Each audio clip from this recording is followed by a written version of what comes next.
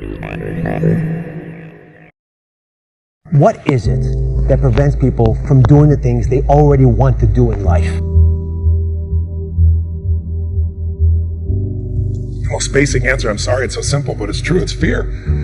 People making this complex process, this woman was telling me that I don't understand why I don't do this, why I feel this way. I said, it's called fear. Everybody's afraid we're not enough. Everybody's afraid we're not rich enough, smart enough, young enough, quick enough, fast enough. It's human nature.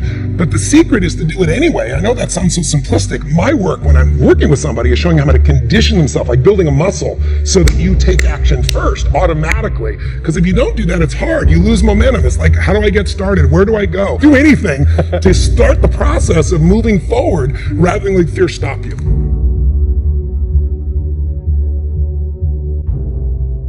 All of you have targets, things that you're after. If you're gonna get a new result, if you're gonna grow your business, if you're gonna be able to support your mom, if you're gonna get rid of the anxiety, if you're gonna be able to overachieve and not have all that fear inside of you, you obviously need to get a new result.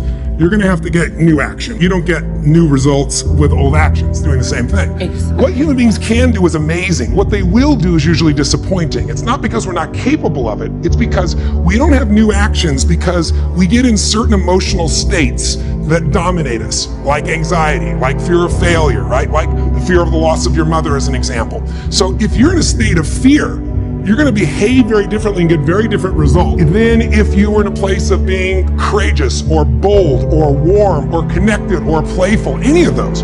So the most important key to changing your life in any situation is to change results, you gotta change behavior, but to change behavior, you gotta change the emotional state you're in. How do you do that when you don't feel like it or it feels overwhelming? There are two ways, and I've done this with the greatest athletes in the world. I've done this with 4 different presidents of the United States. I've done it with billionaire clients. All you have to do to change your state is not try to think your way there, like I'm happy, I'm happy, I'm happy, and do a bunch of affirmations. Your brain's gonna go BS, you are not happy, right? What you need to do is make a radical change in the way you use what we call your physiology. It's a big word, it just means the way you use your physical body. I've taught this for 40 years, and they called it these power positions. And what they showed was if you stand, everyone can try this, stand up just for a moment if you want, everybody at home can try it as well. Let's do something really silly. Put both your hands on your hips like Wonder Woman or Superman or that stuff, right? If you stand like this and you breathe deep for just 2 minutes, what the science found was that you will absolutely increase your testosterone by 20%, man or woman. You'll drop your cortisol, which as you know is the stress hormone, by 22%, and you're 33% more likely to take action if you wouldn't have before because fear would have stopped you. Now, I don't have people just stand like this. I have people move, use their voice, make radical changes in their body. You'll feel it after 2 minutes. Or, somebody who's, puts their arms back like this, their feet up, that'll produce the same state. It produces more certainty in you, and that certainty gets you to take different actions. So if you are in a situation, you think of the worst scenario, my mom dying, my business goes under, I never achieve at the level I need to, all the things I have anxiety about. The minute you focus on them, you go into those states of fear, and then you behave fearful, and you get lousy results. And when you get lousy results, what does it do to your brain? You go, see, I told you I couldn't do this. It becomes this negative loop. So how do we break out of it? We change our focus by asking better questions. Answer this question in your mind. What is it in your life that you're proud of? If there's something you could feel really proud of right now by focusing on it, your children, yourself, something you accomplished, you did, how many can think of something you could feel proud of? And I don't mean fake pride, ego pride, like where you're making things up. I mean, well, you really did something you're proud of. Good. Right now, close your eyes and focus on how it feels when you're really proud. Focus on that moment you're proud of. How do you breathe when you feel really proud? And if you're a little kid, what happens to your face when you're really proud? You don't hide it, right? There's that big smile on your face. Think of something that you could be really grateful for or excited. Pick either one. Something you could be grateful for, a person, a moment, or something if you wanted to that you could be excited about. Let's use excited for a moment. How many could think of something in your life that if you focused on it, you could feel excited? All right, close your eyes. And just for a moment, all we're doing is changing your focus. Focus on what could excite you. Feel like it's really happening. Your mom's healing, you break through in the business, you're achieving the level you want. Anxiety is rid from my life. I'm on charge, I'm on top of it. How do you breathe when you feel really excited? Yeah. So if we change the state you're in, just by changing our focus or the way we use our bodies, it's gotta be a radical change, right? Here's my question for all of you. If you focus on what you want, life has probabilities. There's no guarantees, but you increase them when you change your state. And that's really what this is all about. Learning to change your body and learning to change your focus.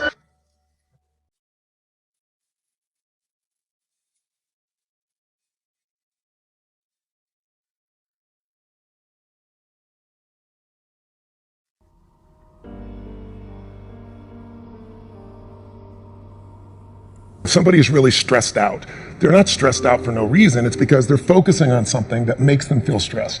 They often, when they're focusing on it, it changes the body. You start to feel tight. You start to feel a certain way.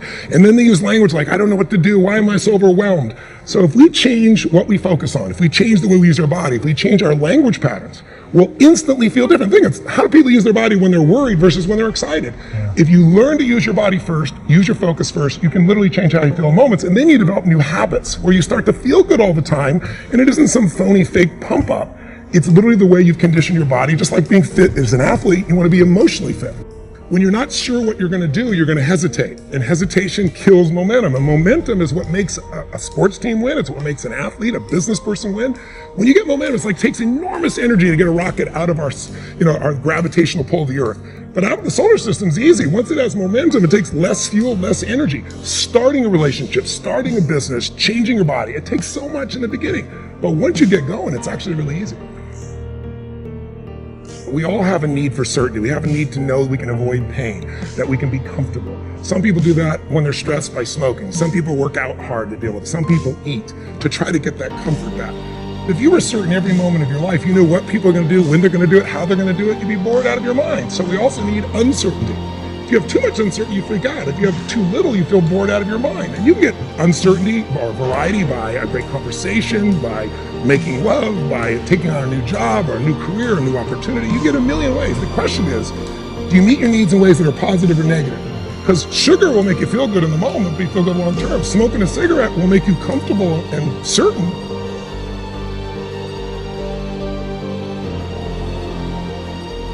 You see this in great actors or great entertainers. They'll come to me, and in the beginning, they work so hard to be significant, to be unique, to be special, to be important. What they really wanted was love. But now people stop on the street and they'll say to me, they don't even know who I am. They just want my time. They just want this. They want a picture. They don't respect my family. They don't respect it. You'll hear them so upset. What they wanted was the love. We can have both. But the more significant I am, the more unique I am, the more separate I am from you. The more connected I am, then some people go, yeah, but where am I? Where am I special? So finding that balance between the two is what makes people feel alive. And we can meet all these needs in positive ways or negative ways. You can get significance by tearing other people down. Oh, they're lucky, they don't care, they took advantage of somebody. You know anything about them. You see people do that with famous people all the time. Why are they tearing them down? Because if I don't feel good about myself, if I can make you smaller, I look like I'm moving up, but you're not. And it doesn't work. But if you do things where you significantly love someone, if you care for someone, you're the most significant person in life. If you try to prove you're significant, then you have kind of the Trump effect. Even people that like him will say, sometimes he can push people aside because he's telling everybody how special he is. That gets in the way of relationship. If we're going to connect, we got to not make ourselves significant. We got to find out what's significant in the other person that we're. First four needs are the needs of the personality. We all find a way to be certain, even if we have to lie to ourselves or just work hard. We all find variety. We all find significance, even if it's carrying other people down. We all find at least connection, if not love. But the spiritual needs are to grow. People say, what does it take to be happy? I say one word, progress. If you're not there yet, but you are starting to make some progress in your body, progress on your relationship, or progress on your career, your finances, you're going to feel good. And when you achieve it, how long do you feel good for? Not very long, because when you achieve it, you stop growing. You kind of celebrate. Nothing wrong with that. But how long after you get that thing you wanted are you happy? A week, a month, a year? Almost never a year. It's a short time. And the reason is we're not supposed to just sit there at the table of success and celebrate for years. We need to grow to feel alive. And everything in the universe grows or it dies. But when we grow, we have something to give. And when we give, people often say human beings are selfish. I've been selfish. I'm sure you've been at times. But that's not my core, and it's not anybody's. And I'll prove it to you. When you're having, all of you at home and all of you here, when you have something great in your life that happens, you learn something, you experience something beautiful, what's the first thing you want to do? Tell people. Share somebody you love. Why? Because when you share with it, it expands. See, pleasure is something coming in from the outside. Happiness is something inside you that you share. Ooh. And happiness is what people really want. Pleasure, you get pleasure from alcohol or anything, but some people, it's all about me. When you're taking what's inside yourself because you've grown and you're giving it to someone you love, your children, a friend, a girlfriend, boyfriend, a coworker, anybody, there's an aliveness you can't feel by yourself. There's only so much pleasure you can feel. Happiness and joy comes when that expansion is shared.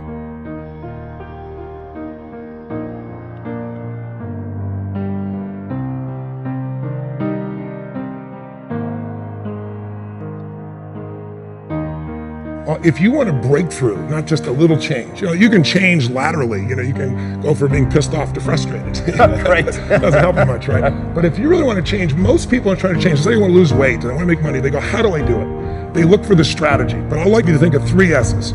Strategy is where most people go first. Like, how do I do it? But how hard is it really truly to be fit and have energy? It's not that complex. It's not like reserved for the 1% or expensive to learn. You have to interrupt. You have to hide from answers to those things. The real problem is the second S, story. They have a story that says it's a set of beliefs they tell themselves over and again. I've tried everything. Or if they're single, all the good ones are gone. Whatever the story is. And if you tell yourself a story over and over again, so we convince ourselves. You always come up with a lousy story when you're in a lousy state. And so the number one thing I show people to do is how to change their emotional state. When you're feeling tired or frustrated, when you learn how to change your body so that you really feel excited and isn't fake, when you learn how to change your biochemistry, which is what I teach people to do, when you're upset with someone, do you ever notice how you can now remember everything that they've ever done that ever upset you, right? But when you're in love, what's wrong with life? What's wrong with anything? When you're in love, we have no money. Who cares? We're in love, right? So your emotional state controls the story you have about your life, and then your story determines whether you find a strategy, or even if you know the strategy, whether you really do it or not. When people say I tried, what they're really telling me is I have a story that says I should try this, but it's really not going to work. So I give it a half-reared attempt and it didn't work, and now I can tell people I tried. What you really got to do is learn to change your emotion, your state, change your story, and then you can find the strategy, or you can make the strategy to work. I constantly believe you got to feed your mind and challenge your body, because the mind-body works together. What stops people, as we said, is fear. Well, fear is physical. You feel it in your throat, your gut. But if you do something really physically strong on a regular basis, you develop a new emotional habit. And that emotional habit will get you to follow through and do things differently that people don't do. It's really not that complex. There are a few habits in your life that truly could change your whole life. I start every single day with this process called priming, training my brain to be in a peak state.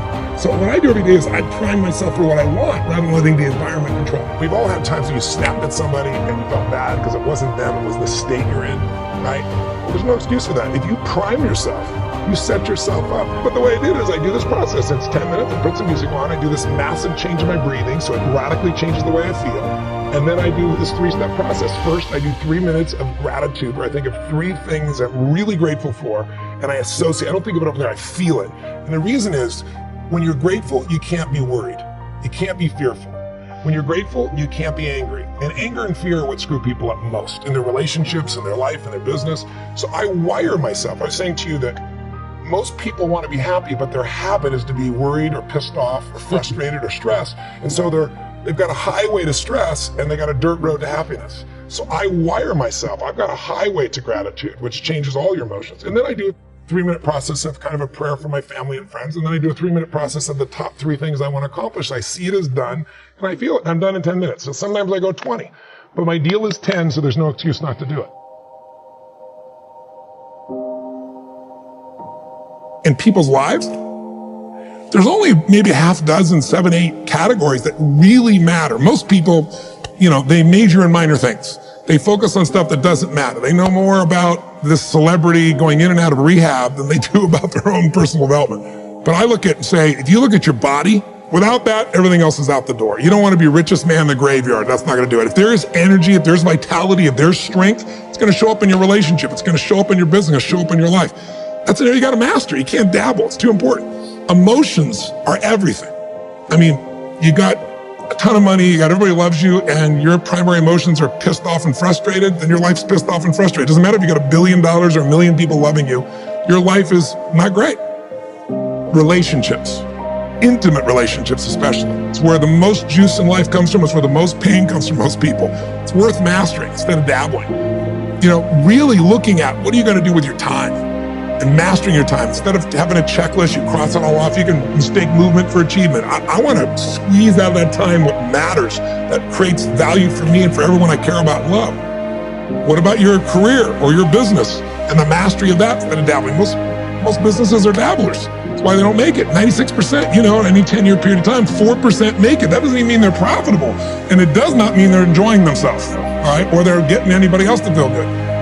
Really mastering money so that it's not a question in your life. You can do and be and give and share as much as you want. You're not stressed about it. You live in a place of abundance. And then spiritually, really, I think, I don't tell people what to believe spiritually, but I believe that ultimately, whatever you believe, you got to live it.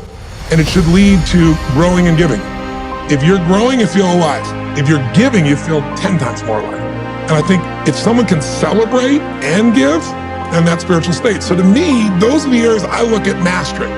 Business for sure, but it's the areas of life that matter most. And most of where we spend our time doesn't make people feel fulfilled. That's why the average person is not fit and healthy. The average person is not in a relationship where they have tremendous passion. I'm not a dummy. I'm not a positive thinker. I know the truth.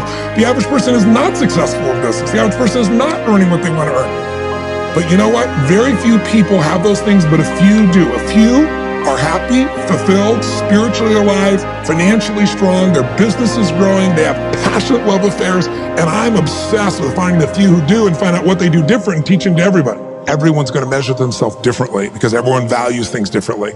Some people value success or significance. Some people value love more. Some value just basic levels of certainty. So when I look at the specific metrics, I really look at metrics of what are the things that need to be measured to know if your life is going to work or not. So I look at it as our whole lives are guided moment to moment by the state we're in. Learning how to change your state, not bullshit, not fake, but to go from pissed off, frustrated, freaked out to back in your center or creative or determined or something that's going to move you forward. It's going to create a better quality of life for you and others. That's a critical skill set. So moment to moment, our life's controlled by our states. Yep. If you're in an angry state, you're going to respond differently than if you're feeling playful. But what controls those states long term is your model of the world, your worldview. And I look at that as having, as a metric, 3 things that I look at. I look to see first, what are the targets you're after? The target is, everyone has different goals and dreams and desires. But as I traveled around the world to 100 countries, I started going, holy shit, I'm seeing the same problems. What's underneath it? I began to see that there are these same 6 human needs that we all have, the same needs. We all have a need for certainty, that we can avoid pain and we can have some pleasure, some comfort. We all need uncertainty. We need variety or we feel dead inside. If you're totally certain, you're bored. If you have total variety, you're like freak out. And it's not a balance. It's learning which of these you need more as a person. Everyone's developed a different set of values in that area. The need for significance, to feel unique, special, important. The need to feel loved, the need to grow, and the need to contribute. Some people value certainty at the top of their list. That's their center of their target. I don't want to do anything unless I know it's going to work. I don't want to do anything unless it's the same. If you change anything, they freak out. If certainty is the number one thing on your list, everyone has the same needs, but if it's number one, I know how your life's going to be. I can predict the direction of your life and therefore the destination to some extent. If you're driven by love first, you want certainty too, but love is higher, you're going to behave very differently than if you're driven by significance. I have to be the one. So I look to see which of those needs are the top 2 on your list because they control your life. The 2 that most people have, 90% of the planet, if you said, of all these needs, which one do you really focus on most day to day? Everybody wants love, but what do you focus on? Most people focus on being significant. We live in a Facebook world where people fake their life, put new filters, make it look different than it really is, tell stories that, are totally full of it to make themselves look good. Because we live in this kind of false world where significance is more important than love. And it separates us.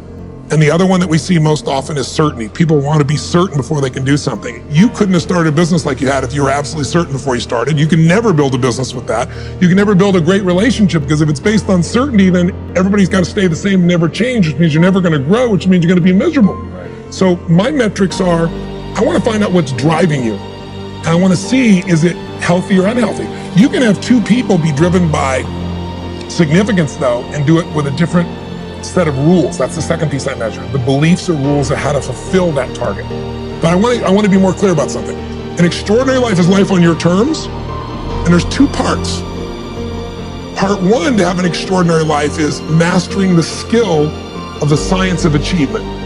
how do I take what I envision and make it real? And how do I do that quicker, faster, better, easier? The ability to manifest what you come up with and make it real, like you've done with your company, that's a skill set. I spend an unbelievable amount of time helping people do it faster, quicker, better, showing them the shortcuts, teaching them the strategies, modeling what works so you can save yourself a decade. But I would submit to you that having done this for 38 years with, 50 million people at this stage, I can tell you that the science of achievement, there are a lot of people that are damn good at that, and they still don't have an extraordinary life. They have an extraordinary life. You see it as extraordinary, but I get the phone call from the multi-billionaire who tells me he wants to do this thing on his business, but what he really find out is he's miserable as hell, and he's hoping somehow I'm gonna rub off on him on that side too. And so I give him what he asked for, the change in his business, but I also give him what he needs, which is the change inside of him. So the second skill is the art of fulfillment. If you want an extraordinary life, you can't just achieve, you gotta be fulfilled. As simplistic as that sounds, but it's an art. It's not a science. It's a science to making money, come on. Any age, any color, any background, any gender, if you do these things, you'll have an abundance of money. You do these things, you're gonna have too much month at the end of the money. You're gonna have financial stress, right? Body. Everyone's biochemically different, but you and I both know there's fundamental rules, laws. There's a science to the body. You violate that science, you're gonna have disease, you're gonna have low energy. You align with that, you're gonna have an abundance of energy. It's gonna affect everything in your life. It's a science. Fulfillment's not like that. Fulfillment is as different as our human beings. You wanna know what God or the universe likes? Look at the jungle, look at the forest. It's diverse, right? So most people think, well, I wanna get that, because they've been modeling somebody else, and that might work on how to achieve something. It'll never work for what to fulfill you. How many people you know, like you, got what you thought you wanted, and you weren't fulfilled? And that, I always tell people, success without fulfillment is the ultimate failure. The ultimate failure, because if you go at something and you fail and you're an achiever, you don't fail, you gotta learn something, I'll just try something else. I'm gonna still get there. But when you succeed and you're not happy, so a perfect example of this, I mentioned in the seminar you were there because it hit me. We lost what I consider a national treasure, Robin Williams. And I asked people, how many of you love Robin Williams? Everybody raising their hand all around the world, right? He made people laugh. People were touched by him. So how good was he at the science of achievement? I mean, he wanted to be a great comedian and make the whole world laugh. He did. He wanted to have his own TV show. He did. He wanted the #1 show. He did it. He wanted to make movies. He did. He wanted to have an Academy Award for not being funny. Dramatic, and he did it, right? He did it, yeah. He said he wanted a beautiful family. He achieved everything, and he hung himself. That's crazy. And I know recently someone's saying, well, he had dementia, he had drug abuse, he had alcohol abuse most of his life because he made everybody happy but whom? Himself. That's the ultimate failure. So if I had no other message to offer your viewers, and you let me give it to them right now, I'll tell you what I believe. I believe our lives are controlled by one force, decisions. I certainly believe in force greater than myself, call it God if you will, grace, whatever you want to call it, the universe. But I also believe it gives us choices. And the decisions we make control us much more than the conditions we meet. It's not the conditions, it's your decisions. Decisions of what to believe, decisions what to do, decisions what to give. I say to people, think about, look back 10 years ago, 5 years ago, 15 years ago, and think of a decision you made. That if you would have made a different decision, you'd have a totally different life today. Better or worse, I don't know, but totally different. The most important decision you can make above any on the face of the earth is deciding that no matter what happens in your life, no matter what happens, you're gonna live in a beautiful state. The decision to say, I am not gonna suffer, that if suffering arises, pain's one thing, suffering's another. Suffering is when you're like, suffering could be worry, it could be anger, it could be frustration. It's anything that takes you out of a beautiful state. And here's what people don't get. You can end suffering by stop focusing on yourself and focus on something you want to serve greater than yourself. Your children, your wife, your mission, your life. You can get out of it in an instant because the nature of the human mind is to constantly compare things. Your mind, your brain is a 2 million year old device.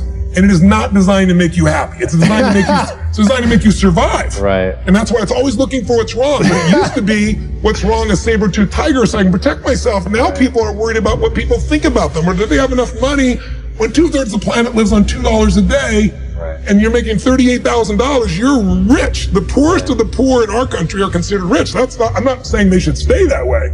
Right. But you can only build on success. My goal would have you consider something.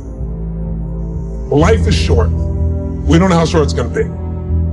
But if you only had a week to live, I bet you wouldn't allow yourself to suffer over a little crap that makes you crazy normally. I think you would probably spend time with those you love. You would do what you love. You'd take awe in a sunset. You'd smell the air. You would take in everything in those final moments that you possibly do. So my thing is, why wait? Right? Why wait? Why not just decide that if I start to suffer, I know the solution, because suffering is me obsessing about me. You might say, it's not me, I'm worried about my kids because they're not doing well. No, you're worried that you haven't done enough for your kids. It's about you still, right? Yes. You know, you're worried about what was done or what you should have done or what shouldn't have done. And you can end that in an instant by becoming aware of it and saying, I have made the most important decision of all. Right. I'm gonna live in a beautiful state. Because here's what's gonna happen. Anybody watching, you may lose a family member, you probably will. Somebody may get cancer. Your business the government might change the rules. They might change things radically that you can't even do anything about it. You might go bankrupt. You might get divorced. Let's say anybody will, but no one knows what's gonna really happen in your life. Life's full of uncertainty, but here's what you can know. You can decide that no matter what happens, you could have a great time. If somebody like Viktor Frankl can be locked up in Auschwitz and come out of that and experience finding joy in the middle of Auschwitz, then human beings have a capacity they've undersold themselves on. We think that the outside world determines how we feel. If people have to behave a certain way, if your husband or your wife or your kids or your coworkers or whoever, your boss, has to behave a certain way for you to be happy, and if they don't, you're unhappy, then you're always going to be unhappy, because the more people around you, the more they're going to change that, because they're all human, right? My invitation is, as great as it is to achieve, more important to enjoy.